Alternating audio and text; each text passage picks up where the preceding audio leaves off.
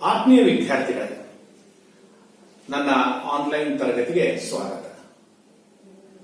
The living world ಮೊದಲನೆಯ ಪಾಠದಲ್ಲಿ ನಾವು ಜೀವ ಜಗತ್ತಿನ ವೈವಿಧ್ಯತೆಯನ್ನ ಅಧ್ಯಯನ ಮಾಡ್ತಾ ಇದ್ದೀವಿ. ಕಾರ್ಲಸ್ ಲೀನಿಯಸ್ ಟೆಕ್ಸಾನಮಿ ವಿಭಾಗದ ಪಿತಾಮಹ, ಫಾದರ್ ಆಫ್ ಟೆಕ್ಸಾನಮಿ ಅಂತ ಹೇಳ್ತೇವೆ. ಜೀವರಾಶಿಗಳನ್ನ ವೈಜ್ಞಾನಿಕವಾಗಿ ಗುರುತು ಹಿಡಿದು ವಿಭಜನೆ ಮಾಡಿ ವೈಜ್ಞಾನಿಕವಾದ ಹೆಸರನ್ನ ಕೊಡತಕ್ಕಂತ ಕೆಲಸವನ್ನ ಸುಲಭ ಮಾಡಿದ್ದಾನೆ ಕಾರ್ಲಸ್ ಲೀನಿಯಸ್. ನನ್ನ ಹಿಂದಿನ ಒಂದು ತರಗತಿಯಲ್ಲಿ ನೀವು ನೋಡಿದಿರಿ, ಜೀವರಾಶಿಗಳ ವಿಭಜನೆ ಒಂದೇ ಹಂತದಲ್ಲಿ ಆಗುವುದಿಲ್ಲ, ವಿವಿಧ ಶ್ರೇಣಿಗಳಲ್ಲಿ ಟೆಕ್ಸಾನ್ಗಳಲ್ಲಿ ಆಗುತ್ತದೆ. Species in the genus, genus in the family, family in the order, order in the class, ಅದರ ಮೇಲೆ ಫೈಲಮ್ ಅಥವಾ ಡಿವಿಷನ್, ಕಡೆಯದಾಗಿ ಕಿಂಗ್ಡಮ್. ಹೀಗೆ ಏರಿಕೆ ಕ್ರಮದಲ್ಲೂ ಮತ್ತು ಇಳಿಕೆ ಕ್ರಮದಲ್ಲೂ ನಾವು ವಿಭಜನೆ ಮಾಡಬಹುದು.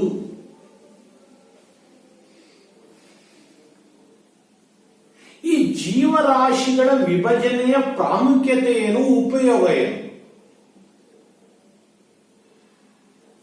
ಜೀವರಾಶಿಗಳ ಅಧ್ಯಯನ ಸುಲಭ ಆಗ್ತದೆ. ನಾವು ಬದುಕತಕ್ಕಂತ ಭೂಮಿ ಮೇಲೆ ಇರತಕ್ಕಂತ ವಿವಿಧ ಜೀವರಾಶಿಗಳ ಅಧ್ಯಯನದಿಂದ ನಮ್ಮ ಜ್ಞಾನ ವೃದ್ಧಿ ಆಗ್ತದೆ. ಅಲ್ಲದೆ ನಿಮಗೆ ಗೊತ್ತಿರೋ ಹಾಗೆ ನಾವು ಮಾನವರು ಪ್ರಕೃತಿ ಮೇಲೆ ಅವಲಂಬಿತವಾಗಿದ್ದೇವೆ, ಪ್ರಕೃತಿ ನಮ್ಮ ಮೇಲೆ ಅವಲಂಬಿತವಾಗಿಲ್ಲ. ನಾವು ಪ್ರಕೃತಿ ಮೇಲೆ, ಜೀವರಾಶಿಗಳ ಮೇಲೆ ಆಹಾರಕ್ಕಾಗಿ, ನಮ್ಮ ಆಶ್ರಯಕ್ಕಾಗಿ ಮತ್ತು ಬಟ್ಟೆ ಬರೆಗಳಿಗಾಗಿ ನಾವು ಅವುಗಳ ಮೇಲೆ ಅವಲಂಬಿತವಾಗಿರುತ್ತೇವೆ. ಜೀವರಾಶಿಗಳ ಅಧ್ಯಯನದಿಂದಾಗಿ ನಮ್ಮ ಕೃಷಿ, ಅಗ್ರಿಕಲ್ಚರ್ ಪ್ರಗತಿ ಹೊಂದುತ್ತದೆ. ಹೆಚ್ಚಿನ ಆಹಾರವನ್ನ ನಾವು ಉತ್ಪನ್ನ ಮಾಡಬಹುದು. ಹಾಗೆ ಜೀವರಾಶಿಗಳಿಂದಾಗಿ ನಾವು ವಿವಿಧ ಕಾರ್ಖಾನೆಗಳಿಗೆ ಕಚ್ಚಾ ಪದಾರ್ಥವನ್ನು ಒದಗಿಸಬಹುದಾಗಿದೆ. ಒಂದು ದೇಶದ ಶ್ರೀಮಂತಿಕೆ, ಒಂದು ದೇಶದ ಪ್ರಗತಿ ಅಲ್ಲಿ ಇರತಕ್ಕಂಥ ಜೀವ ವೈವಿಧ್ಯದ ಮೇಲೆ ಅವಲಂಬಿತವಾಗಿರುತ್ತದೆ. ಈಗ ಜೀವರಾಶಿಗಳ ವಿಭಜನೆ ವೈಜ್ಞಾನಿಕವಾಗಿ ನಾವು ಹೇಗೆ ಮಾಡಬಹುದು?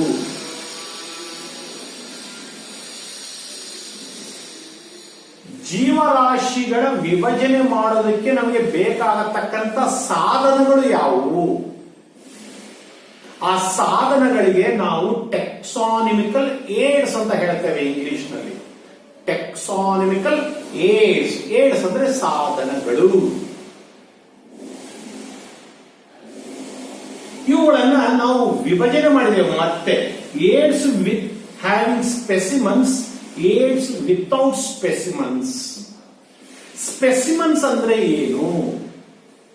ಒಂದು ಜೀವರಾಶಿಯನ್ನ ವಿಭಜನೆ ಮಾಡಬೇಕಾದ್ರೆ ಆ ಜೀವರಾಶಿ, ಆ ಜೀವಿಯ ಒಂದು ಉದಾಹರಣೆ ನಮ್ಮ ಎದುರಿರಬೇಕಾಗತ್ತೆ. ಸಸ್ಯ ಆಗಿತ್ತಂದ್ರೆ ಸಂಪೂರ್ಣ ಸಸ್ಯ ಇರಬೇಕಾಗತ್ತೆ, ಜೀವಂತ ಅಥವಾ ಸತ್ತು ಹೋಗಿರತಕ್ಕಂತ. ಹಾಗೆ ಪ್ರಾಣಿಗಳು ಕೂಡ ಅವುಗಳು ಎದುರಿದ್ದಾಗ ನಾವು ಅವಕ್ಕೇನಂತ ಕರೀತೇವೆ? ವಿತ್ ಸ್ಪೆಸಿಮನ್ಸ್ ಅಂತ ಕರೀತೇವೆ.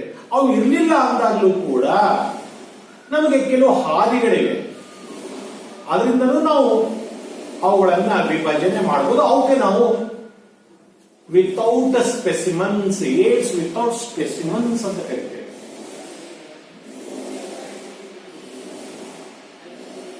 ಇವತ್ತಿನ ನನ್ನ ಕ್ಲಾಸ್ನಲ್ಲಿ ಈ ಪಾಠದ ಕೊನೆಯ ಕಾನ್ಸೆಪ್ಟ್ ಟೆಕ್ಸಾನಮಿಕಲ್ ಏಡ್ಸ್ ಅನ್ನ ಅಧ್ಯಯನ ಮಾಡೋಣ. ಟೆಕ್ಸಾನಮಿಕಲ್ ಏಡ್ಸ್ ಅಂದ್ರೆ ಏನು, ಸ್ಪೆಸಿಮನ್ಸ್ ಅಂದ್ರೆ ಏನು, ಮತ್ತೆ ಇಲ್ಲಿ herbarium, botanical garden, museum, zoological park ಮತ್ತು ಕೀ ಬರ್ತವೆ. ಅವುಗಳ ಡೆಫಿನಿಷನ್ ಏನು, ಉದಾಹರಣೆಗಳೇನು, ಅವುಗಳನ್ನು ಬಳಕೆ ಹೇಗೆ ಮಾಡ್ಕೋಬೇಕು, ಇಷ್ಟನ್ನ ಈ ಕ್ಲಾಸ್ ನಲ್ಲಿ ನೋಡೋಣ. ಮುಂದಿನ ಒಂದು ಕ್ಲಾಸ್ ನಲ್ಲಿ ವಿತೌಟ್ ಏಡ್ಸ್ ಸ್ಪೆಸಿಮನ್ಸ್ ಇಲ್ಲದೇನೆ ನಾವು ಹೇಗೆ ವಿಭಜನೆ ಮಾಡುವುದು ಅನ್ನೋದನ್ನ ನೋಡೋಣ. ಸೊ ನನ್ನ ಕ್ಲಾಸ್ ಅನ್ನ ನಮ್ಮ ಪದ್ಧತಿ ಪ್ರಕಾರ ವರ್ಣಮಯ ಪವರ್ ಪಾಯಿಂಟ್ ಪ್ರೆಸೆಂಟೇಶನ್ ಮುಖಾಂತರ ಮುಂದುವರಿಸ್ತೇನೆ. ಈ ನಡುವೆ ಒಂದು ಸಣ್ಣ ಬ್ರೇಕ್ ತಗೊಳ್ಳಿ.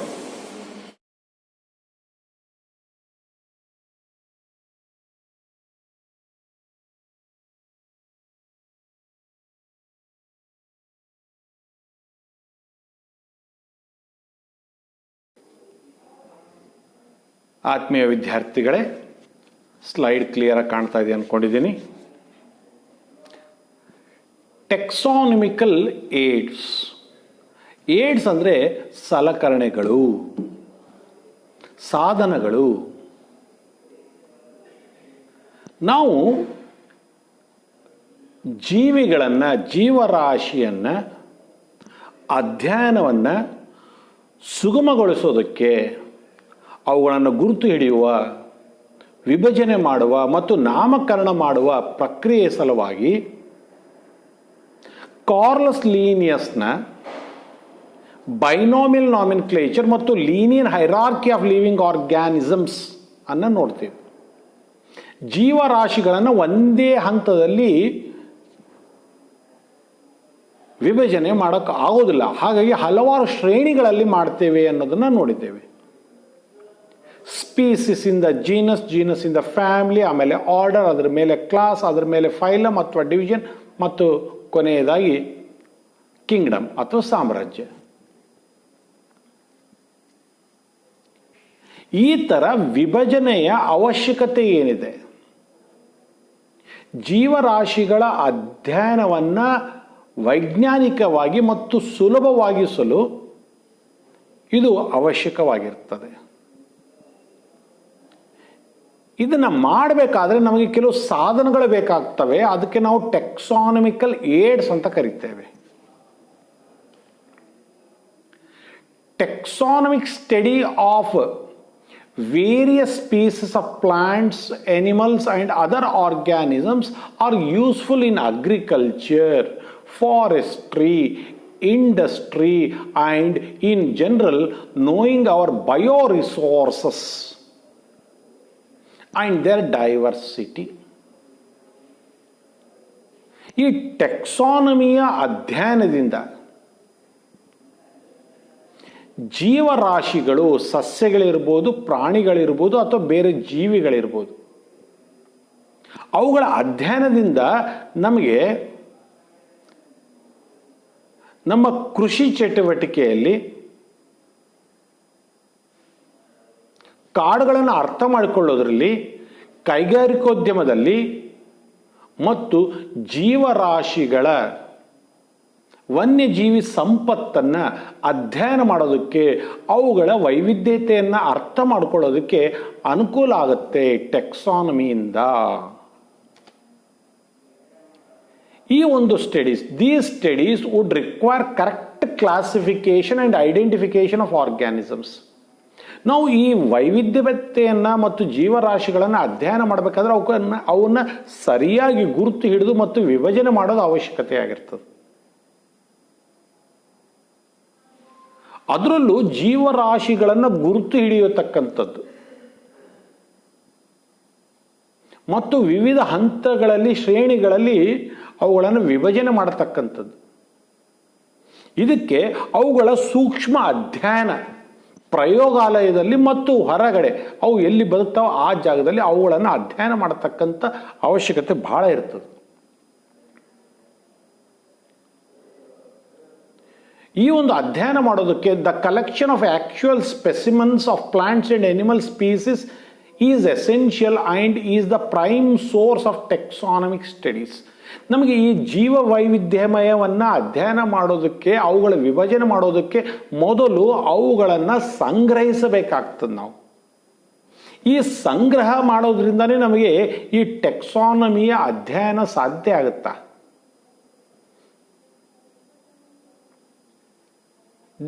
These are also fundamental to studies and essential of training in systematics. ಜೀವರಾಶಿಗಳ ಸಂಗ್ರಹ, ಶೇಖರಣೆ ಅದು ನಮಗೆ ಮೂಲಭೂತವಾದ ಕಾರ್ಯಚಟುವಟಿಕೆ ಆಗ್ತದೆ. ಜೀವಶಾಸ್ತ್ರ ಅಧ್ಯಯನ ಮಾಡೋರಿಗೆ ಅದು ಸಹಕಾರಿ ಆಗ್ತದೆ. It is used for classification of an organism and the information gathered is also stored along with the specimens. ಈ ಒಂದು ಅಧ್ಯಯನದಲ್ಲಿ ಸ್ಪೆಸಿಮನ್ ಅಂದ್ರೆ ಏನಪ್ಪ? ಒಂದು ಪ್ರಾಣಿ ಇರ್ಬೋದು, ಸಸ್ಯ ಇರ್ಬೋದು, ಅವನ್ನ ಶೇಖರಣೆ ಮಾಡಿಡಬೇಕು, ಹಾಳಾಗ್ಲಾರ್ದಂಗೆ ಎದುರಿಟ್ಕೊಂಡು ಅವನ್ನ ಅಧ್ಯಯನ ಮಾಡಬೇಕು ಮತ್ತು ಅವುಗಳನ್ನು ಶೇಖರಣೆ ಮಾಡಬೇಕು. ಹಲವಾರು ವರ್ಷಗಳು ಅವು ಹಾಳಾಗ್ಲಾರ್ದಂಗೆ ಇಟ್ಕೋಬೇಕು. ಅವಾಗ ಅದಕ್ಕೆ ಸ್ಪೆಸಿಮನ್ ಅಂತ ಕರೀತೇವೆ. ಮತ್ತು ಅವುಗಳ ಬಗ್ಗೆ ನಾವು ಬರೆದಿಟ್ಟುಕೊಟ್ಟತಕ್ಕಂಥ ಮಾಹಿತಿ ಕೂಡ ಶೇಖರಣೆ ಮಾಡಿಡಬೇಕಾಗತ್ತೆ.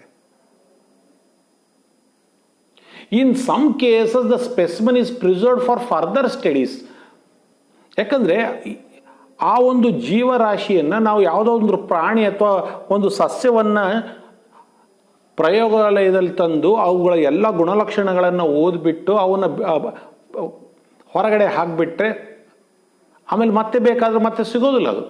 ಹಾಗಾಗಿ ಅದನ್ನು ಶೇಖರಣೆ ಮಾಡಿಡಬೇಕಾಗುತ್ತೆ. ಮುಂದಿನ ಅಧ್ಯಯನಕ್ಕೆ ಅದು ಬೇಕಾಗ್ತದೆ ನಮಗೆ.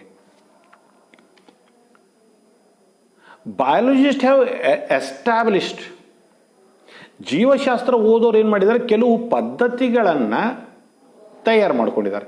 Certain procedures and techniques to store and preserve the information as well as the specimens. ಜೀವಶಾಸ್ತ್ರ ಅಧ್ಯಯನ ಮಾಡತಕ್ಕಂಥವ್ರು ಕೆಲವು ಪದ್ಧತಿಗಳನ್ನು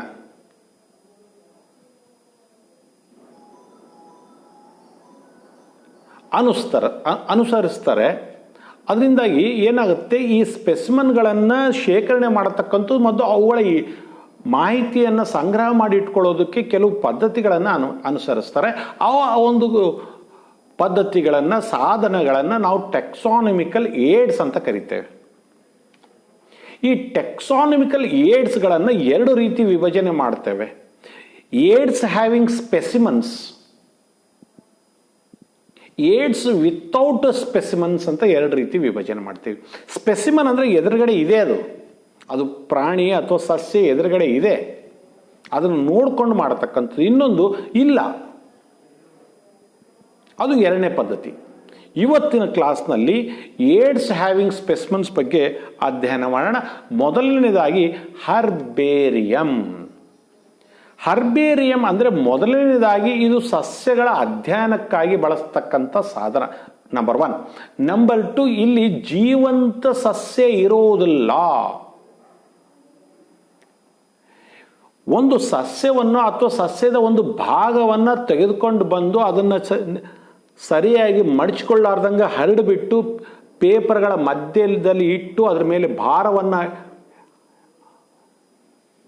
ಇಟ್ಟು ಕೆಲವು ದಿನಗಳು ಹಾಗೆ ಬಿಟ್ಟರೆ ಅದು ಹಾಗೆಯೇ ಒಣಗಿ ಹೋಗ್ಬಿಡ್ತದೆ. ನೀರು ಹೊರಗಡೆ ಹೋದಾಗ ಅದನ್ನು ಬಹಳ ದಿವಸ ನಾವು ಸಂಗ್ರಹಿಸ್ಬೋದು. ಆ ಥರ ಒಣಗಿದಂತಹ ಸಸ್ಯದ ಭಾಗವನ್ನು ಅಥವಾ ಸಣ್ಣದಾಗಿದ್ದರೆ ಪೂರ್ತಿ ಸಸ್ಯವನ್ನು ಒಂದು ಪೇಪರ್ ಮೇಲೆ ಅಂಟಿಸಿ ಅದ್ರ ಬಗ್ಗೆ ಎಲ್ಲ ವಿವರಗಳನ್ನು ಬರೆದು ಇಟ್ಟರೆ ಅವಾಗೇನಾಗುತ್ತೆ, ಅದು ಹರ್ಬೇರಿಯಂ ಶೀಟ್ ಆಗುತ್ತೆ. ಅಲ್ಲಿ ಜೀವಂತ ಸಸ್ಯ ಇಲ್ಲ, ಆದರೂ ಆ ಒಂದು ಸಂಗ್ರಹಿಸಿದಂಥ ಹರ್ಬೇರಿಯಂ ಶೀಟನ್ನು ನಾವು ಅಧ್ಯಯನಕ್ಕಾಗಿ ಬಳಸ್ಬೋದು. ಆ ಥರ ಶೇಖರಿಸಿಟ್ಟಂಥ ಶೀಟ್ಗಳನ್ನು ಶೇಖರಿಸಿಟ್ಟಂಥ ಒಂದು ಕೊಠಡಿಗೆ ನಾವು ಹರ್ಬೇರಿಯಂ ಅಂತ ಕರಿತೀವಿ.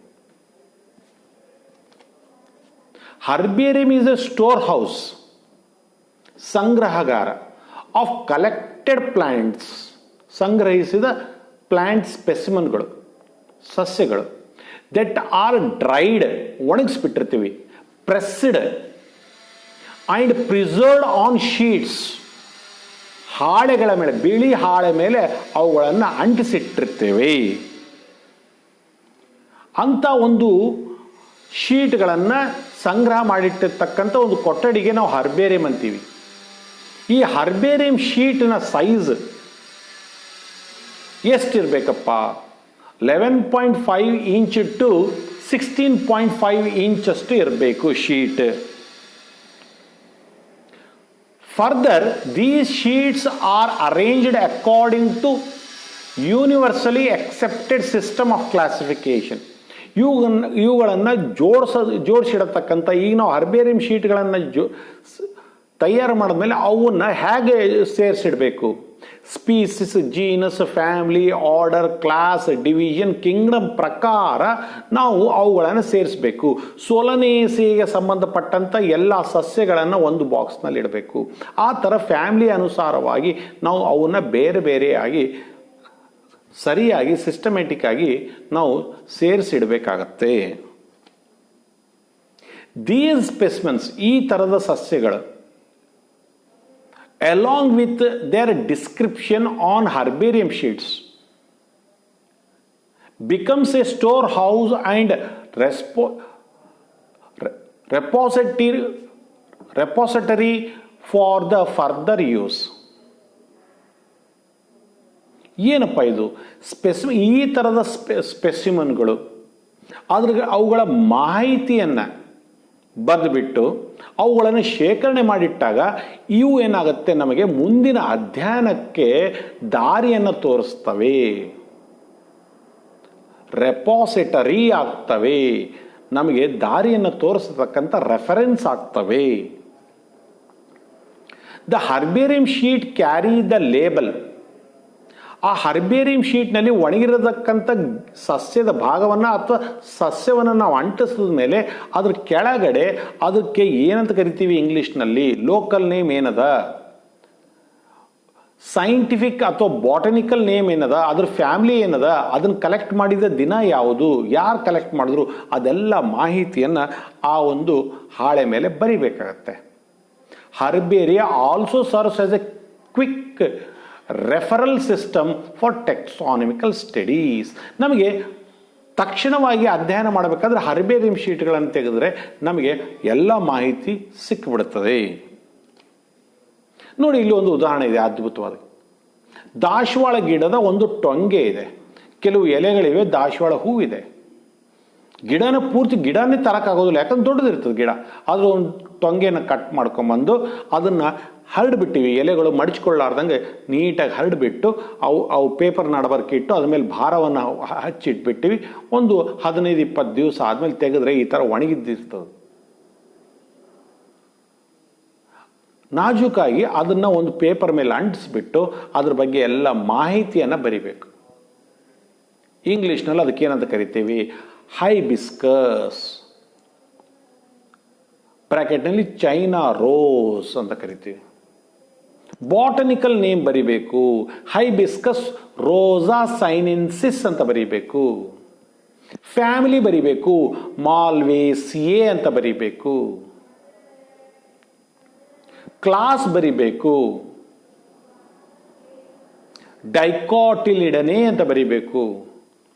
ಡಿವಿಷನ್ ಬರಿಬೇಕು. ಎಲ್ಲವನ್ನ ಬರೆದಾಗ ನಮಗೆ ಅದರ ಬಗ್ಗೆ ಸಂಪೂರ್ಣ ಮಾಹಿತಿ ಸಿಗುತ್ತದೆ.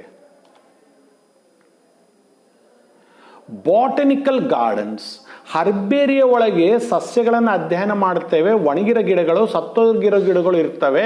ಆದರೆ ಬಾಟನಿಕಲ್ ಗಾರ್ಡನ್ ಒಳಗೆ ಜೀವಂತ ಸಸ್ಯಗಳಿರ್ತವೆ, ಸಸ್ಯಕಾಶಿಯಾಗಿರ್ತದದು.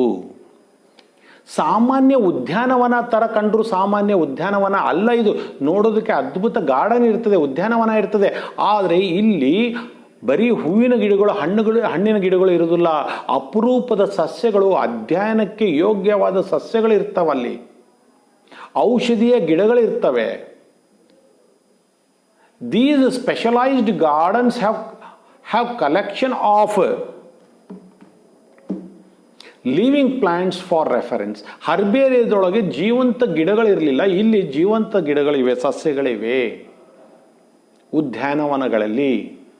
Plant species in these gardens are grown for identification purpose, and each plant is labeled indicating botanical or scientific names and its family. ಉದಾಹರಣೆಗೆ ಬೆಂಗಳೂರಿನಲ್ಲಿ ಲಾಲ್ಬಾಗ್ ಹೋಗಿ ನೋಡ್ರಿ, ಅದು ಒಂದು ಬಾಟನಿಕಲ್ ಗಾರ್ಡನ್ ಇದೆ. ಊಟಿ ಒಳಗೆ ಕೂಡ ಒಂದು ಬಾಟನಿಕಲ್ ಗಾರ್ಡನ್ ಇದೆ. ಅಲ್ಲಿ ಎಲ್ಲ ರೀತಿಯ ಅಪರೂಪವಾದ ಸಸ್ಯಗಳು, ವಿದೇಶದಿಂದ ತರಿಸಿದಂಥ ಗಿಡಗಳೆಲ್ಲ ಇವೆ. ಅಲ್ಲಿ ಆ ಗಿಡಗಳ ಮುಂದೆ ಅವುಗಳಿಗೆ ಸಂಬಂಧಪಟ್ಟಂಥ ಮಾಹಿತಿ ಮತ್ತು ಅವುಗಳ ಹೆಸರುಗಳನ್ನು ಬರೆಸ್ತಕ್ಕಂಥ ಒಂದು ಬೋರ್ಡ್ ಇರ್ತದೆ, ಫಲಕ ಇರ್ತದೆ. ಬಾಟನಿಕಲ್ ಗಾರ್ಡನ್ನ ವಿಶೇಷತೆ. ಯಾಕಂದರೆ ಸುಮ್ಮನೆ ಮನೆ ಮುಂದೆ ಕೆಲವು ಹೂ ತೋಟವನ್ನು ಹಾಕಿದಂಗೆ ಅಲ್ಲ ಇದು, ಸಿಂಪಲ್ ಗಾರ್ಡನ್ ಅಲ್ಲ ಇದು.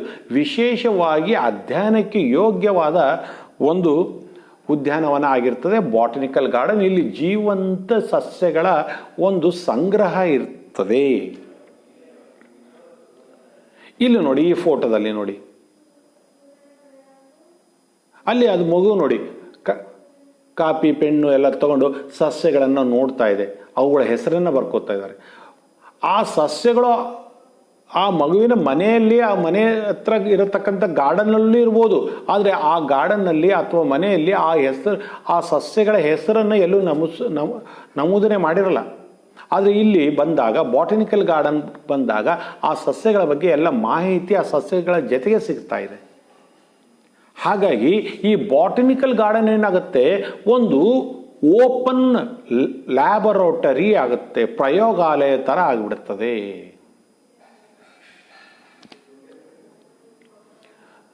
ನಮ್ಮ ವಿಶ್ವದಲ್ಲಿ ಅತಿ ದೊಡ್ಡದಾದ ಈ ಥರ ಬಾಟನಿಕಲ್ ಗಾರ್ಡನ್ ಯಾವುದಿದೆ ರೀ ಅಂತ ಕೇಳಿದ್ರೆ, ಲಂಡನ್ ಹತ್ತಿರ ಇರತಕ್ಕಂಥ ಕೀವ್ ಅನ್ನತಕ್ಕಂಥ ಒಂದು ಪ್ರದೇಶ, ಅಲ್ಲಿ ರಾಯಲ್ ಬಾಟನಿಕಲ್ ಗಾರ್ಡನ್ ಇದೆ. ಅದು largest and most famous botanical garden of the world ಆಗಿರ್ತದೆ. Royal Botanical Garden Kew, London is the largest and most famous botanical garden of the world. ಬರೆದಿಟ್ಕೋಬೇಕು ನೀವು. 1 ಮಾರ್ಕ್ಸ್ ಕ್ವಶನ್ ಕೇಳಿದ್ರೆ ಬರೆಯಕ್ಕೆ ಬರ್ತದೆ. ಹರ್ಬೇರಿಯಾ ಅಂದ್ರೆ ಏನು, 1 ಮಾರ್ಕ್ ಕ್ವಶನ್ ಡೆಫಿನಿಷನ್ ಬರಿಬೇಕು. ಬಾಟನಿಕಲ್ ಗಾರ್ಡನ್ ಅಂದ್ರೆ ಏನು, ಡೆಫಿನಿಷನ್ ಬರಿಬೇಕು. ನೋಡಿ, ಈ ಕ್ಯೂ ಪ್ರದೇಶದಲ್ಲಿ ಇರತಕ್ಕಂಥ, ಲಂಡನ್ನ ಕ್ಯೂ ಪ್ರದೇಶದಲ್ಲಿ ಇರತಕ್ಕಂಥ ರಾಯಲ್ ಬಾಟನಿಕಲ್ ಗಾರ್ಡನ್ ಇದೆ. ಆ ಗಾರ್ಡನ್ನ ಮಧ್ಯದಲ್ಲಿ ಗ್ಲಾಸ್ ಹೌಸ್ ಇದೆ. ಲಾಲ್ಬಾಗ್ ನೋಡಿದವ್ರಿಗೂ ಗೊತ್ತಾಗುತ್ತೆ, ಅಲ್ಲಿ ಕೂಡ ಮಧ್ಯದಲ್ಲಿ ಒಂದು ಗ್ಲಾಸ್ ಹೌಸ್ ಇದೆ, ಗಾಜಿನ ಮನೆ ಇದೆ, ಸಸ್ಯಗಳನ್ನು ಪ್ರದರ್ಶನ ಮಾಡೋದಕ್ಕೆ. ಅದೇ ರೀತಿ ನಮ್ಮ ದೇಶದಲ್ಲಿ ಕೂಡ ಲಾಲ್ಬಾಗ್ ಇದೆ, ಊಟಿ ಇದೆ. ಹಾಗೆ ಬಹಳಷ್ಟು ನಗರಗಳಲ್ಲಿ ಹಲವಾರು ಬಾಟನಿಕಲ್ ಗಾರ್ಡನ್ಸ್ ಇವೆ. ನಮ್ಮ ದೇಶದಲ್ಲಿ, ಇಂಡಿಯಾದಲ್ಲಿ ಅತಿ ದೊಡ್ಡದಾದ ಬಾಟನಿಕಲ್ ಗಾರ್ಡನ್ ಎಲ್ಲಿದೆ?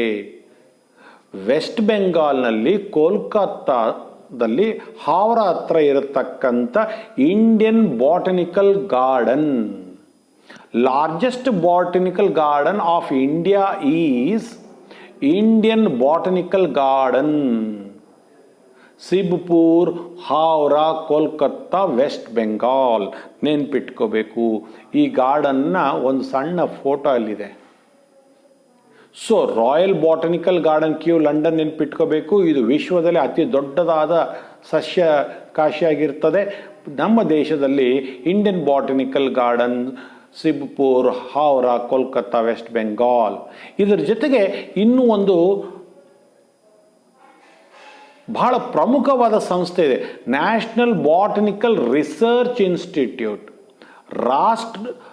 ರಾಷ್ಟ್ರೀಯ ಸಸ್ಯ ಅಧ್ಯಯನ ಸಂಸ್ಥೆ ಇದೆ. National botanical research institute, NBRI. ಎಲ್ಲಿದೆ ಇದು? ಉತ್ತರ ಪ್ರದೇಶದ ಲಕ್ನೋದಲ್ಲಿ ಇದೆ. ಇದು ಬಾಟನಿಕಲ್ ಗಾರ್ಡನ್. ಸೊ ಹರ್ಬೇರಿಯಾ ಮತ್ತು ಬಾಟನಿಕಲ್ ಗಾರ್ಡನ್ ಅಲ್ಲಿ ನಮಗೆ ಸ್ಪೆಸಿಮನ್ಸ್ ಇರ್ತವೆ ಎದುರುಗಡೆ ನೋಡೋದಕ್ಕೆ, ಅಧ್ಯಯನ ಮಾಡೋದಕ್ಕೆ. ಇವೆರಡು ಸಸ್ಯಗಳ ಪ್ರಭೇದಗಳನ್ನು ಅಧ್ಯಯನ ಮಾಡೋದಕ್ಕೆ ನಮಗೆ ಅನುಕೂಲಕರವಾಗಿರ್ತವೆ. ಮುಂದೆ ಹೋಗ್ತಾ, ಮ್ಯೂಸಿಯಂ ಅಂದ್ರೆ ಏನು? ಎಲ್ಲ ಪ್ರಮುಖ ಶಾಲೆಗಳಲ್ಲಿ, ದೊಡ್ಡ ದೊಡ್ಡ ಶಾಲೆಗಳಲ್ಲಿ, ನಮ್ಮಂಥ ದೊಡ್ಡ ಕಾಲೇಜುಗಳಲ್ಲಿ, ವಿಶ್ವವಿದ್ಯಾಲಯಗಳಲ್ಲಿ ಮ್ಯೂಸಿಯಂಗಳು ಇರ್ತವೆ. ಈ ಮ್ಯೂಸಿಯಂನಲ್ಲಿ ಪ್ರಾಣಿಗಳ ಮತ್ತು ಸಸ್ಯಗಳನ್ನು ಶೇಖರಣೆ ಮಾಡಿಟ್ಟಿರ್ತಾರೆ. 2 ನಮೂನೆ ಶೇಖರಣೆ ಇರ್ತದೆ ಅಲ್ಲಿ. ಆ ಒಂದು ದೊಡ್ಡ ಕೊಠಡಿಗೆ ನಾವು ಮ್ಯೂಸಿಯಂ ಅಂತ ಕರೀತೇವೆ. Biological museums. ಮ್ಯೂಸಿಯಂ ಅಂದರೆ ಪುರಾತನ ವಸ್ತುಗಳ ಮ್ಯೂಸಿಯಂ ಬೇರೆ, ಅಲ್ಲಿ ಶಿಲೆಗಳನ್ನು, ನಾಣ್ಯಗಳನ್ನು ಶೇಖರಣೆ ಮಾಡಿರ್ತಾರೆ, ಆ ಮ್ಯೂಸಿಯಂ ಬೇರೆ. ಇದು ಜೀವಶಾಸ್ತ್ರದ ಅಧ್ಯಯನಕ್ಕಾಗಿ ಮೀಸಲಿರ್ತಕ್ಕಂಥ ಒಂದು ಸಂಗ್ರಹಾಲಯ, ಇದು ಮ್ಯೂಸಿಯಂ. ಇದು biological museums are generally set up in educational institutes such as schools and colleges. Museums have collections of preserved plant and animal specimens for study and reference. ಇಲ್ಲಿ ಜೀವಂತ ಜೀವಿಗಳು ಇರೋದಿಲ್ಲ, ಸತ್ತೋದಂಥ ಜೀವಿಗಳನ್ನು ಶೇಖರಣೆ ಮಾಡಿಟ್ಟಿರ್ತೇವೆ. ಹೇಗೆ ಶೇಖರಣೆ ಮಾಡಿಡ್ತೇವೆ ನೋಡಿ. ಈ ಒಂದು ಗಾಜಿನ ಜಾಡಿಗಳಲ್ಲಿ, ಬಾಟಲ್ಗಳಲ್ಲಿ, ಒಂದು ದ್ರವದಲ್ಲಿ ನಾವು ಸಸ್ಯ ಆಗಿರ್ಬೋದು ಅಥವಾ ಪ್ರಾಣಿಗಳನ್ನು ಹಾಕಿ ಟೈಟಾಗಿ ಮುಚ್ಚಿಟ್ಟಿರ್ತೀವಿ. ಆ ದ್ರವ ಏನು ಸರ್, ನೀರದೇನ್ರಿ ತಿಳಿಯಾಗಿದೆ, ಟ್ರಾನ್ಸ್ಪರೆಂಟ್ ಇರಬೇಕು ಅದು, ಅಂದರೆ ಅವು ಒಳಗಿಂದ ಎಲ್ಲ ಕ್ಲಿಯರಾಗಿ ಕಾಣ್ತಾವೆ. ಆ ದ್ರವ ನೀರಲ್ಲ, ನೀರಿದ್ರೆ ಅದು ಕೊಳ್ತೋಗ್ಬಿಡ್ತದೆ. ಹಲವಾರು ವರ್ಷಗಳು ಅದು ಹಾಗ ಉಳಿಬೇಕದು. ಆಲ್ರೆಡಿ ಸತ್ತೋಗಿವೆ, ಕೊಳ್ತೋಗ್ಬಾರ್ದವು. ಹಂಗ ಉಳಿಬೇಕಾಗಿತ್ತಪ್ಪ ಅಂದರೆ ಅದು ಯಾವ ಒಂದು ರಾಸಾಯನಿಕ ದ್ರವವನ್ನು ಬಳಸ್ತೇವೆ ಅಲ್ಲಿ, ಫಾರ್ಮಲ್ಡಿಹೈಡ್ ಅಥವಾ ಫಾರ್ಮಲೀನ್ ನಲ್ಲಿ ಆ ಒಂದು ಸಸ್ಯ ಅಥವಾ ಪ್ರಾಣಿಗಳನ್ನು ಶೇಖರಣೆ ಮಾಡಿಟ್ಟಾಗ ಹಲವಾರು ವರ್ಷಗಳು ಅವು ನಮಗೆ ಅಧ್ಯಯನಕ್ಕೆ ಬಳಕೆ ಆಗ್ತವೆ. ಇವು ಸಂಪೂರ್ಣ ಪ್ರಾಣಿಗಳ, ಸಸ್ಯಗಳನ್ನು ನಾವು ಶೇಖರಣೆ ಮಾಡಿರ್ತೀವಿ. ಮ್ಯೂಸಿಯಮ್ಸ್ನಲ್ಲಿ ಕೆಲವು ನೋಡಿ, ಆ ಮ್ಯೂಸಿಯಂನಲ್ಲಿ ಫೋಟೋಗಳು ಅಥವಾ ಚಿತ್ರ ಬಿಡಿಸಿಟ್ಟಿರೋವು ಪ್ಲಾಂಟ್ಸ್, ಎನಿಮಲ್ಸ್ ಅವು ಇರೋದಿಲ್ಲ, ಸ್ಪೆಸಿಮೆನ್ಸೇ ಇರ್ತಾವಲ್ಲಿ. ಫೋಟೋ ನೋಡ್ಬೇಕಾದ್ರೆ ನಾವು ಯಾಕೆ ಮ್ಯೂಸಿಯಂಗೆ ಹೋಗ್ತೀವಿ? ಮೊಬೈಲ್ನಲ್ಲೇ ನೋಡ್ತೇವೆ. ಬೇಕಾದಷ್ಟು ಗೂಗಲ್ ಸರ್ಚ್ ಮಾಡಿದ್ರೆ ನಮ್ಗೆ ಬೇಕಾದಷ್ಟು ಫೋಟೋಗಳು ಸಿಗ್ತಾವೆ. ಮ್ಯೂಸಿಯಂಗೆ ಹೋದಾಗ ಅವನ್ನ ನಾವು ನೋಡ್ತೇವೆ, ಒರಿಜಿನಲ್ ಹೆಂಗಿವೆ ನೋಡ್ತೇವೆ. ಅದು ಜೀವಂತ ಇರೋದಿಲ್ಲ ಅವು, ಅದು ವಿಚಾರ ಬೇರೆ. ಈಗ specimens are preserved in the containers, ಜಾಡಿಗಳು or jars in preservative solutions called formaldehyde ಅಥವಾ formalin. Plants and animal species may also be preserved as a dry specimens. ಎಲ್ಲ ಸ್ಪೆಸಿಮೆನ್ಸ್ಗಳನ್ನು ನಾವು ಫಾರ್ಮಲ್ಡಿಹೈಡ್ನಲ್ಲೇ ಮುಳುಗಿಸಿಡ್ಬೇಕೇನ್ರಿ? ಹಂಗೇನಿಲ್ಲ. ಕೆಲವನ್ನ ಹಂಗೆ ಒಣಗೋಗ್ಬಿಟ್ರೆ ಅವನ್ನ ಹಂಗೆ ಇಡ್ಬೋದು, ಓಪನ್ ಆಗಿ ಇಡ್ಬೋದು. ಅದ್ರ ಮೇಲೆ ಫಂಗಲ್ ಗ್ರೋತ್, ಯಾವುದೇ ಒಂದು ಬೂಸ್ಟ್ ಹಿಡಿಲಾರ್ದಂಗೆ, ಬುರ್ಸ್ ಹಿಡಿಲಾರ್ದಂಗೆ ಒಂದು ಗಾಜಿನ ಜಾಡಿ ಒಳಗೆ ಹಾಕಿಟ್ಬಿಟ್ರೆ ಆಯ್ತು. ಅದರೊಳಗೆ ಏನು ಫಾರ್ಮಲ್ಡಿಹೈಡ್ ಹಾಕುವ ಅವಶ್ಯಕತೆ ಇಲ್ಲ. ಈಗ ಕೀಟಗಳಿರ್ತವೆ, ಇನ್ಸೆಕ್ಟ್ಗಳು, ಪತಂಗಗಳು, ಚಿಟ್ಟೆಗಳು, ಅವುಗಳನ್ನು ಹಿಡಿದಾಗ ಅವಕ್ಕೆ ಯಾವುದೇ ಭಾಗ ಮುರಿಲಾರ್ದಂಗೆ ಅವನ್ನ ಕೊಂದುಬಿಟ್ಟು ಒಂದು ಥರ್ಮೋಕೋಲ್ ಮೇಲೆ ನೀಟಾಗಿ ಅವನ್ನ ಜೋಡಿಸಿ ಪಿನ್ ಹಾಕಿ ಬಾಕ್ಸ್ನಲ್ಲಿ ಹಾಕಿಟ್ಬಿಟ್ರೆ ಅವು ಏನಾಗುತ್ತೆ, ಕಲೆಕ್ಷನ್ ಆಫ್ ಇನ್ಸೆಕ್ಟ್ಸ್ ಆಗುತ್ತೆ. ಇಲ್ಲಿ ನೋಡ್ರಿ, ಅದ್ಭುತ ಒಂದು ಫೋಟೋ ಇದೆ. ಒಂದು ಗಾಜಿನ ಬಾಕ್ಸ್ ಮಾಡಿಬಿಟ್ಟು ಒಳಗಡೆ ಬೇರೆ ಬೇರೆ ನಮೂನೆ ಇನ್ಸೆಕ್ಟ್ಸ್ಗಳನ್ನು ಕಲೆಕ್ಟ್ ಮಾಡಿದ್ದಾರೆ. ಇಲ್ಲಿ ಫಾರ್ಮಲ್ಡಿಹೈಡ್ನಲ್ಲಿ ಇಟ್ಟಿಲ್ಲ, ಅವು ಒಣಗೋಗ್ಬಿಟ್ಟಿವೆ. ಎಷ್ಟು ವರ್ಷ ಆದರೂ ಹಾಗೆ ಉಳಿತವು. ಸಣ್ಣ ಸಣ್ಣ ಪ್ರಾಣಿಗಳನ್ನು ಗಾಜಿನ ಜಾಡಿನಲ್ಲಿ ನಾವು ಬಾಟಲ್ನಲ್ಲಿ ಫಾರ್ಮಲ್ಡಿಹೈಡ್ ಹಾಕಿ ಇಡ್ತೀವಿ.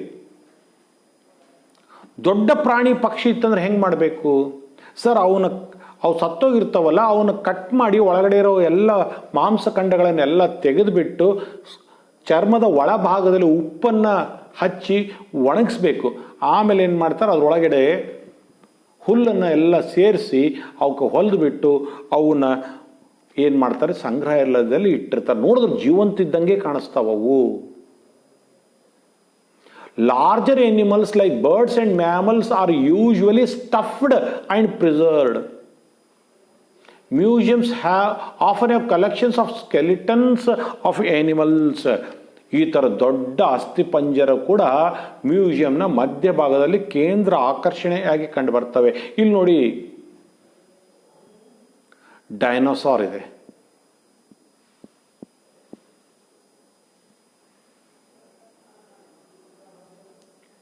ಡೈನೋಸಾರ್ಗಳು ಇಲ್ಲ, ಆದರೆ ಅಲ್ಲಲ್ಲಿ ನಮಗೆ ಕೆಲವು ಸರ್ತಿ ಏನಾಗುತ್ತೆ, ಅವುಗಳ ಅಸ್ಥಿಪಂಜರ ಸಿಗುತ್ತವೆ. ಅವೆಲ್ಲ ಬಿಡಿ ಬಿಡಿಯಾಗಿರ್ತಾವೆ. ಅವನ್ನೆಲ್ಲ ತಂದು ನೀಟಾಗಿ ಸೇರಿಸಿ ಜಾಯಿಂಟ್ ಮಾಡಿ ಅವನ್ನೆಲ್ಲ ಕ್ಲೀನ್ ಮಾಡಿ ಒಂದು ಮ್ಯೂಸಿಯಂನ ಮಧ್ಯದಲ್ಲಿ ಇಡ್ತಾರೆ. ಈ ಥರ ಮ್ಯೂಸಿಯಂಗಳಲ್ಲಿ ನಮಗೆ ಜೀವಶಾಸ್ತ್ರದ ಜೀವ ವೈವಿಧ್ಯಮಯದ ಅಧ್ಯಯನಕ್ಕೆ ನಮಗೆ ಬಹಳಷ್ಟು ಅನುಕೂಲಕರ ಆಗ್ತದೆ. ಇಲ್ಲಿ ಕೂಡ ಸ್ಪೆಸಿಮನ್ಸ್ಗಳು ಇವೆ. ಸೊ ನಾವು ಟೆಕ್ಸಾನಮಿಕಲ್ ಏಡ್ಸ್ ಓದ್ತಾ ಇದ್ದೀವಿ, with the help of specimens ಓದ್ತಾ ಇದ್ದೀವಿ. ಹರ್ಬೇರಿಯಾ, ಬಾಟನಿಕಲ್ ಗಾರ್ಡನ್ ಇವು ಸಸ್ಯಗಳಿಗೆ ಸಂಬಂಧಪಟ್ಟಿದ್ದು. ಮ್ಯೂಸಿಯಂ ಅನ್ನತಕ್ಕಂಥದ್ದು ಸಸ್ಯಗಳಾಗಿರ್ಬೋದು, ಪ್ರಾಣಿಗಳಾಗಿರ್ಬೋದು. ಆದರೆ ಇಲ್ಲಿ ಜೀವಂತವಾದ ಪ್ರಾಣಿಗಳು ಇರುವುದಿಲ್ಲ, ಸಸ್ಯಗಳು ಇರುವುದಿಲ್ಲ, ಸತ್ತೋಗಿರವು ಇರ್ತವೆ. ನೆಕ್ಸ್ಟ್, ಝೂಲಾಜಿಕಲ್ ಪಾರ್ಕ್ಸ್, ಪ್ರಾಣಿ ಸಂಗ್ರಹಾಲಯ ಅಂತ ಹೇಳ್ತೀವಿ. ಮೈಸೂರಿನಲ್ಲಿ ದೊಡ್ಡ ಒಂದು, ಕೆಲವರು ನೋಡಿರ್ತೀರಿ, ಮೈಸೂರಿನಲ್ಲಿ ಒಂದು ದೊಡ್ಡ ಪ್ರಾಣಿ ಸಂಗ್ರಹಾಲಯ, ಝೂ ಇದೆ. ಹಾಗೆ ನಮ್ಮ ಕಲಬುರಗಿಯಲ್ಲಿ ಕೂಡ ಒಂದು ಸಣ್ಣ ಮಿನಿ ಝೂ ಇದೆ. ಅಲ್ಲಿ ಜೀವಂತ ಪ್ರಾಣಿಗಳಿರ್ತವೆ, ಸತ್ತೋಗಿರೋವಿರೋದಿಲ್ಲ, ಜೀವಂತ ಪ್ರಾಣಿಗಳಿರ್ತವೆ. ಈ ಪ್ರಾಣಿಗಳನ್ನು ಒಂದು ಸಣ್ಣ ಬೋನೊಳಗೆ ಹಾಕಿಟ್ಟಿರಲ್ಲ. ಅವಕ್ಕೆ ಆದಷ್ಟು ಅನುಕೂಲಕರ ವಾತಾವರಣ ಕೊಡಬೇಕು, ಅವಕ್ಕೆ ಸರಿಯಾದ ಆಹಾರ ಕೊಡಬೇಕು, ಅವುಗಳ ಆರೋಗ್ಯವನ್ನು ನೋಡ್ಕೋಬೇಕು. ಆದಷ್ಟು ಅವಕ್ಕೆ ಕಾಡಿನಲ್ಲೇ ಇದ್ದೀವಿ ಅನ್ನತಕ್ಕಂಥ ಭಾವನೆ ಬರಂಗೆ ಅವಕ್ಕೆ ಅಲ್ಲಿ ವ್ಯವಸ್ಥೆ ಮಾಡಿಕೊಡ್ಬೇಕಾಗತ್ತೆ. ಅಂಥ ಜಾಗಗಳನ್ನು ಮಕ್ಕಳು ಬಹಳ ಇಷ್ಟಪಡ್ತಾರೆ. Zoological park, these are the places where wild animals, ವನ್ಯಜೀವಿಗಳು are kept in protected environment under human care. ನಾವು ಅವುಗಳನ್ನು ಸಂರಕ್ಷಣೆ ಮಾಡೋದಕ್ಕೆ ಅವನ್ನ ತಂದು ಇಟ್ಟಿರ್ತೇವೆ. And which enables us to learn their food habits and behaviour.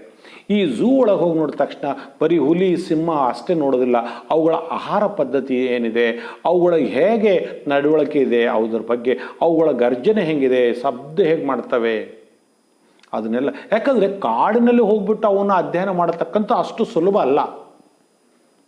ಈ ಪ್ರಾಣಿ ಸಂಗ್ರಹಾಲಯದಲ್ಲಿ, ಝೂಲಾಜಿಕಲ್ ಪಾರ್ಕ್ನಲ್ಲಿ ಇದು ಸುಲಭ ಸಾಧ್ಯ ಆಗ್ತದೆ. ನೋಡಿ, ಹುಲಿ ಇದು ಒಂದು ಪಂಜರದಲ್ಲಿ ಹಾಕಿಟ್ಟಿದ್ದಾರೆ ಝೂ ಒಳಗೆ. All animals in the zoo are provided as far as possible the conditions similar to the natural habitat. ಅವುಗಳನ್ನು ಒಂದು ಸಣ್ಣ ಜಾಗದಲ್ಲಿ ಪಂಜರದಲ್ಲಿ ಹಾಕಿಟ್ರೆ ಅವಕ್ಕೆ ಅನುಕೂಲ ಆಗೋದಿಲ್ಲ. ಅವಕ್ಕೆ ಹೆಂಗೆ ಮಾಡಿರ್ಬೇಕು ವ್ಯವಸ್ಥಾಪ ಅಂದರೆ, ಅವು ಏನು ಕಾಡಿನಾಗೆ ಅವನಂಗೆ ಅವಕ್ಕೆಲ್ಲ ಒಳಗಡೆನೇ ಕೃತಕವಾದ ಕಾಡು ಟೈಪು ಬೆಟ್ಟ ಗುಡ್ಡಗಳು, ಬಂಡೆಗಳು, ಗಿಡಗಳು, ನೀರಿನ ಜರಿಗಳು ಥರ ಮಾಡಿಬಿಟ್ಟು ಅವು ಏನು ಕಾಡಿನಾಗ ಅವನಂಗೆ ಅವಕ್ಕೆ ಫೀಲಿಂಗ್ ಆಗಿಟ್ಟರೆ ಅವು ಆರೋಗ್ಯವಾಗಿರ್ತವೆ. Children love visiting these parks commonly called zoos. ಮಕ್ಕಳಿಗೆ ಇಂಥ ಜಾಗಕ್ಕೆ ನಿಮಗೆಲ್ಲ ಏನಾಗುತ್ತೆ, ಝೂಗೆ ಕರ್ಕೊಂಡೋದ್ರೆ ಭಾಳ ಖುಷಿ ಪಡ್ತಾರೆ. ಯಾಕಂದರೆ ಹಲವಾರು ಪ್ರಾಣಿಗಳನ್ನು, ಅವನ್ನ ಇರತಕ್ಕಂಥ ಪ್ರಾಣಿಗಳನ್ನು, ಅವುಗಳ ಚಲನವಲನಗಳನ್ನು ಅಧ್ಯಯನ ಮಾಡ್ತೀವಿ.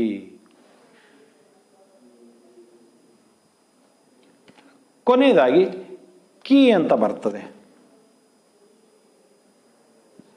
ಇದು ಬಹಳ ಇಂಟ್ರೆಸ್ಟಿಂಗ್ ಇದೆ. ಇಲ್ಲಿ ಕೂಡ ಸ್ಪೆಸಿಮನ್ ಬೇಕಾಗತ್ತೆ. ಪ್ಲಾಂಟ್ ಅಥವಾ ಒಂದು ಪ್ರಾಣಿಯ ಒಂದು ಸ್ಪೆಸಿಮನ್ ಇರಬೇಕಾಗತ್ತೆ. ಅದನ್ನು ಹೇಗೆ ನಾವು ಗುರುತಿಡಿಬಹುದು? ಒಂದು ಚಾರ್ಟ್ ಇರ್ತದೆ, ಅಲ್ಲಿ ಪ್ರಶ್ನಾವಳಿಗಳು ಇರ್ತವೆ, ಎರಡೆರಡು ಪ್ರಶ್ನೆಗಳು ಇರ್ತವೆ. ಒಂದು ಪ್ರಶ್ನೆಗೆ ಎರಡು ಉತ್ತರ ಇರ್ತವೆ, ಒಂದಕ್ಕೆ ನಾವು ಟಿಕ್ ಮಾಡ್ಕೋತ ಹೋಗ್ಬೇಕು. ಆ ಎರಡು ಉತ್ತರಕ್ಕೆ ಕಪ್ಲೆಟ್ ಅಂತೀವಿ. ಕಪ್ಲೆಟ್, ಒಂದು ಪ್ರಶ್ನೆ ಆದಮೇಲೆ ಇನ್ನೊಂದು ಪ್ರಶ್ನೆ, ಇನ್ನೊಂದು ಪ್ರಶ್ನೆ ಆದಮೇಲೆ ಇನ್ನೊಂದು ಪ್ರಶ್ನೆಗೆ ಹೋಗ್ತೀವಿ. ಅದು ಒಂದೊಂದು ಪ್ರಶ್ನೆಗೆ ನಾವು ಲೀಡ್ ಅಂತ ಕರಿತೇವೆ. Key is the taxonomical aid used for identification of plants and animals based on similarities and dissimilarities. Based on similarities. ಈಗ ನೀವು ಎರಡು ಗಿಡನ ತಂದಿರಿ, ಒಂದು ಹುಲ್ಲು ತಂದಿರಿ, ಇನ್ನೊಂದು ತುಳಸಿ ಗಿಡ ತಂದಿರಿ. ಅಲ್ಲಿ ಕ್ವಶನ್ ಕೇಳ್ತಾನೆ, ಬೇರೆ ಹೆಂಗಿವೆ? ಟ್ಯಾಪ್ ರೂಟ್ ಸಿಸ್ಟಮ್ ಇದೆನಾ, ಫೈಬ್ರೆಟ್ಸ್ ರೂಟ್ ಸಿಸ್ಟಮ್ ಇದೆನಾ? ಟ್ಯಾಪ್ ರೂಟ್ ಸಿಸ್ಟಮ್ ಅಂದ್ರೆ ತಾಯಿ ಬೇರೆ ಇರ್ತದೆ, ಅದ್ರ ಮೇಲೆ ಎಲ್ಲ ಸೈಡ್ ಬ್ರಾಂಚಸ್ ಬಂದಿರ್ತಾವೆ. ಫೈಬ್ರಸ್ ರೂಟ್ ಸಿಸ್ಟಮ್ ಅಂದರೆ ಕೆಳಗಿಲಿಂದನೇ ಭಾಳಷ್ಟು ರೂಟ್ಸ್ಗಳು ಬಂದಿರ್ತಾವೆ. ನೀವು ನೋಡ್ತೀರಿ, ಒಂದು ಪ್ರಶ್ನೆ ಕೇಳ್ತಾರೆ ನಾವು, ಬೇರುಗಳು ಹೆಂಗಿವೆ? ಇದಕ್ಕೆ ತುಳಸಿ ಗಿಡಕ್ಕೆ ಟ್ಯಾಪ್ ರೂಟ್ ಸಿಸ್ಟಮ್ ಇದೆ, ಅದಕ್ಕೆ ಟಿಕ್ ಹಾಕ್ತೀರಿ. ಇದಕ್ಕೆ ಹುಲ್ಲಿಗೆ ಫೈಬ್ರಸ್ ರೂಟ್ ಸಿಸ್ಟಮ್ ಇದೆ, ಇದಕ್ಕೆ ಟಿಕ್ ಹಾಕ್ತೀರಿ. ಎಲೆಗಳು ಹೆಂಗಿವೆ? ಎಲೆಗಳ ಮೇಲೆ ವೇನ್ಸ್ಗಳ ಅರೇಂಜ್ಮೆಂಟ್ ಹೆಂಗಿದೆ? ಹೀಗೆ ಪ್ರಶ್ನಾವಳಿಗಳಿರ್ತಾವೆ. ಅವಾಗೇನಾಗುತ್ತೆ, ಎರಡು ಬೇರೆ ಬೇರೆ ಕಡೆ ಹೋಗ್ಬಿಡ್ತಾವೆ. ಎರಡಕ್ಕೂ ಹೋಗ್ಬಿಟ್ಟು ತನ್ನದೇ ಆದ ಫ್ಯಾಮಿಲಿ ಒಳಗೆ, ಜೀನಸ್ ಒಳಗೆ, ಸ್ಪೀಸಸ್ನಲ್ಲಿ ಸೇರ್ಕೋತಾವೆ. Keys are based on contrasting characters, ಎರಡು ವಿರುದ್ಧವಾದ ಗುಣಲಕ್ಷಣಗಳು. Generally in pair called couplet. ಈ ಕೀ ಒಳಗೆ ಒಂದು ಗುಣಲಕ್ಷಣ ವಿರುದ್ಧ ದಿಕ್ಕಿನಲ್ಲಿ ಇರತಕ್ಕ, ಇದು ಏಕದಳ ಅದನ, ದ್ವಿದಳನ ಅದನ. ಹುಲ್ಲು ಏಕದಳ ಸಸ್ಯ ಆಗಿರ್ತದೆ, ಮೋನೋಕಾಟಿಲಿಡನೇ ಆಗಿರ್ತದೆ.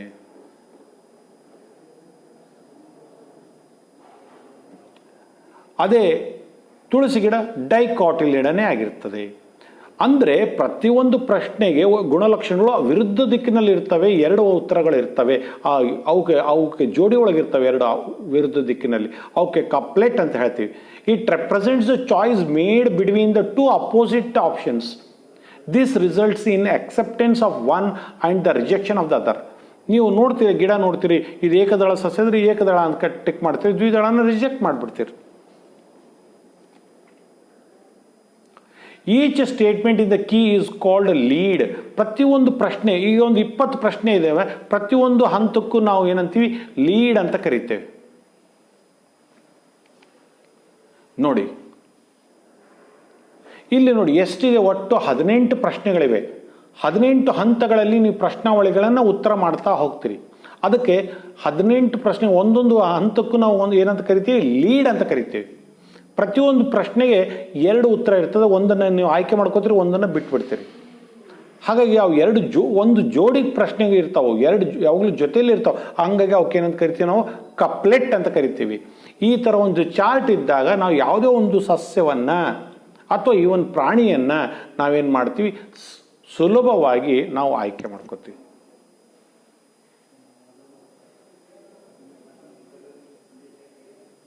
ಉದಾಹರಣೆಗೆ ಹೇಳ್ಬೇಕಂದ್ರೆ, ಒಂದು ಪ್ರಾಣಿ ತಗೊಳ್ಳಿ. ಒಂದು ಪ್ರಾಣಿ ಇಟ್ಕೊಂಡಿರಿ ಎದುರುಗಡೆ. ಫಾರ್ ಎಕ್ಸಾಂಪಲ್, ಪ್ರಾಣಿ ಒಂದು ಮೊಲ ಇದೆ ಅಂತ ತಿಳ್ಕೊಳ್ಳಿ. ಮೊದಲೇ ಪ್ರಶ್ನೆ ಬರ್ತದೆ, ಬೆನ್ನು ಮೂಳೆ ಇದೇನೋ ಇಲ್ವೋ, ಕಶೇರುಕ ಅದನೋ ಅಕಶೇರುಕ. ಎರಡು ವಿರುದ್ಧವಾದದ್ದು ಜೊತೆಯಲ್ಲಿ ಇರತಕ್ಕಂಥ ಕಪ್ಲೆಟ್. ಅದು ಒಂದೇ ಕ್ವಶನ್, ಅದು ಒಂದೇ ಲೀಡ್. ಸರ್, ಅದು ಕಶೇರುಕ ಅದ, ಬೆನ್ನು ಮೂಳೆ ಅದ, ರೈಟ್. ದೇಹದ ಮೇಲೆ ರೋಮ ಅದನೋ ಇಲ್ಲೋ? ರೋಮ ಇದೆ ಸರ್. ಅಂದರೆ ಅದೇನಾಯ್ತದು? ಸಸ್ತನಿ ಆಯಿತು, ಮ್ಯಾಮಲ್ ಆಯಿತು. ಹಿಂಗೆ ನಾವು ಹಂತ ಹಂತವಾಗಿ ಅದ್ರ ಬಗ್ಗೆ ನಾವು ಮುಟ್ಟಿಬಿಡ್ತೇವೆ. ಅದು ಏನು ಅನ್ನೋದನ್ನು ನಮ್ಗೆ ಗೊತ್ತಾಗ್ಬಿಡ್ತದೆ. ಹಾಗಾಗಿ ಅದಕ್ಕೆ ಏನಂತ ಕರಿತೀವಿ? ಕೀ ಅಂತ ಹೇಳುತ್ತೇವೆ.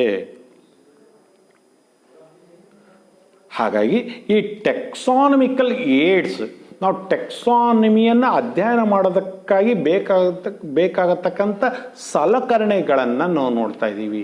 ಇವತ್ತು ನಾನು 5 ಸಲಕರಣೆಗಳನ್ನು ನೋಡಿದ್ದೀನಿ. ಈ 5ಗಳಲ್ಲಿ ಯಾವ್ಯಾವ ನೋಡಿದ್ದೇವೆ? ಹರ್ಬೇರಿಯನ್ ನೋಡಿದ್ದೇವೆ, ಬಾಟನಿಕಲ್ ಗಾರ್ಡನ್ ನೋಡಿದ್ದೇವೆ, ಮ್ಯೂಸಿಯಂ ನೋಡಿದ್ದೇವೆ, ಝೂಲಾಜಿಕಲ್ ಪಾರ್ಕ್ ಮತ್ತು ಕೀ ನೋಡಿದ್ದೇವೆ.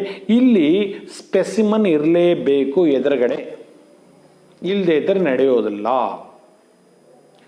ಮುಂದಿನ ಕ್ಲಾಸ್ನಲ್ಲಿ ಏನು ಮಾಡ್ತೀನಿ? ಏಡ್ಸ್ ವಿತೌಟ್ ಸ್ಪೆಸಿಮನ್ಸ್ ನೋಡ್ತೀನಿ. ಅದಕ್ಕಿಂತ ಮುಂಚೆ ಇವತ್ತೇನು ಹೇಳಿದ್ದೀನಿ, ಮುಂದಿನ ತರಗತಿಯಲ್ಲಿ ಅದನ್ನು ರಿವೈಸ್ ಮಾಡ್ತೇನೆ. ಒಂದು ಸ್ವಲ್ಪ ಶಬ್ದ ಮಾಲಿನ್ಯ ಇದೆ ಇವತ್ತು ಕ್ಲಾಸ್ನಲ್ಲಿ, ಒಂದು ಸ್ವಲ್ಪ ಡಿಸ್ಟರ್ಬೆನ್ಸ್ ಆಗಿದೆ. ಮುಂದಿನ ಕ್ಲಾಸ್ನಲ್ಲಿ ಅದು ಆಗಲಾರ್ದಂಥ ಟೈಮ್ನಲ್ಲಿ ಬಂದು ರೆಕಾರ್ಡಿಂಗ್ ಮಾಡಿ ನಿಮಗೆ ಹೇಳ್ತಾನೆ. ನೀವೇನು ಮಾಡಿರಿ, ಇದಕ್ಕಿಂತ ಮುಂಚೆ ಈ ಹಿಂದಿನದ ಎಲ್ಲ ಪಾಠವನ್ನು ನೀಟಾಗಿ ಓದ್ರಿ. ಇವತ್ತು ನಾ ಏನು ಹೇಳೀನಿ, ಇಲ್ಲಿ ಹರ್ಬೇರಿಯಂ, ಬಾಟನಿಕಲ್ ಗಾರ್ಡನ್, ಮ್ಯೂಸಿಯಂ ಬರೆದು ಪ್ರಾಕ್ಟೀಸ್ ಮಾಡಿ, ಸ್ಪೆಲ್ಲಿಂಗ್ ಪ್ರಾಕ್ಟೀಸ್ ಮಾಡಿ, ಮತ್ತು ಅವುಗಳ ಡೆಫಿನಿಷನ್ನು, ಅವು ಎಕ್ಸಾಂಪಲ್ಸು ಎಲ್ಲ ಬರೆದು ಪ್ರಾಕ್ಟೀಸ್ ಮಾಡಿ. ಅದರಿಂದಾಗಿ ಏನಾಗುತ್ತೆ, ನಿಮಗೆ ನೆನಪಿನಲ್ಲಿ ಉಳಿತವೆ.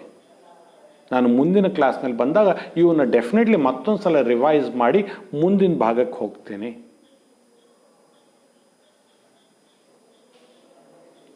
Until then, please take very good care of yourself, children. God bless you. Thank you very much.